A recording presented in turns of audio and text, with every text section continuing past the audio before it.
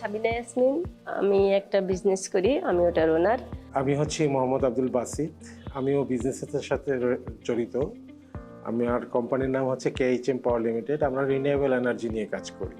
ঢাকার একটু পাশে, জাস্ট মানে শহরের সুবিধাগুলোও থাকবে, বাট ওখানে আবার গ্রামেরও কিছু ইয়ে থাকবে, এরকম একটা জায়গা খুঁজতেছিলাম আমি আর আমার হাজবেন্ড। মানে বাচ্চির ফেসবুকে একদিন হঠাৎ করে রাত্রে দেখি বাংলা বসতির একটা অ্যাড। এটা দেখে আমাদের মানে মনে হচ্ছে এটা হতে পারে, যেখানে আমাদের বাড়িটাও থাকবে এবং আশেপাশের পরিবেশটাও আমরা যেরকম চাই সেরকম হবে।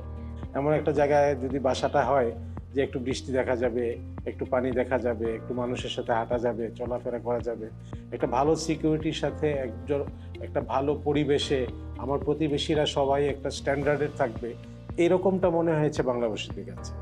কিন্তু গার্ডেন হোমটা আসলেই সেপারেট, কিন্তু আবার সবার সাথে, এরকম একটা ব্যাপার। আর ওনারা যেটা বলেছে যে গার্ডেন হোমের যে এরিয়াটা ওনারা নিয়েছে, এটার জন্য আবার সেপারেট আলাদা রাস্তা থাকবে, আলাদা সিকিউরিটি থাকবে। আমাদের এইজটা যখন 60+ হয়ে যাবে, তখন আমাদের আসলে কর্মস্পৃহা ততটা নাও থাকতে পারে।